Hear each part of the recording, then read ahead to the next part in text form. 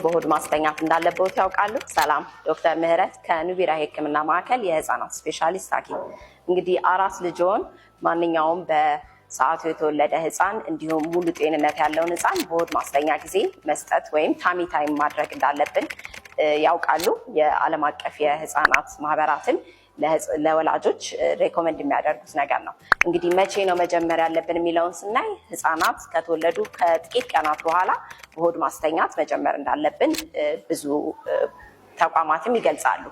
እንግዲህ ይህ ታሚ ታይም ለህፃናት ምን ጥቅም አለው ብለን ስንመለከት በመጀመሪያ ደረጃ ህፃናት የአንገታቸውን የክንዳቸውን እና የእጃቸው አካባቢ ያሉ ጡንቻዎችን በማጠንከር ይረዳል።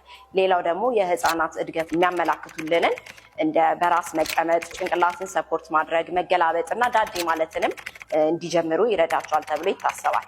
ሌላው ለረጅም ሰዓት በጀርባ በመተኛት ሊከሰት የሚችለውን የጭንቅላት የኋላ ቅል መጠፍጠፍንም ይከላከላል ተብሎ ይገመታል።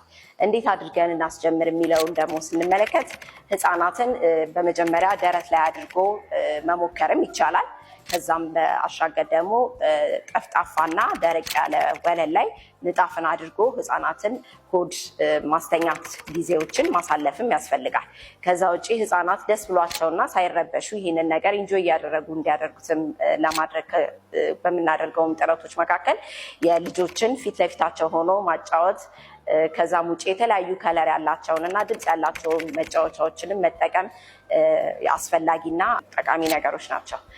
ህፃኖትን መቼ ማቆም አለበት የታሚ ታይም የሚለውን ደግሞ ስናይ ህፃናት እድሜያቸው ከ6 እስከ 8 ወር በደረሰ ሰዓት በራሳቸው የመንቀሳቀስ እና ዳዴ በማለት ስለሚያስፈልጋቸው ቋሚ የሆነውን የታሚ ታይምን አቁመን ወደ የተለመደው የጨዋታ ጊዜያቸው ማሸጋገር እንችላለን ማለት ነው። ይህንና መሰል አገልግሎቶችና ጥያቄዎች ካላችሁ በማዕከላችን መጥተው ይጎብኙ። አመሰግናለሁ።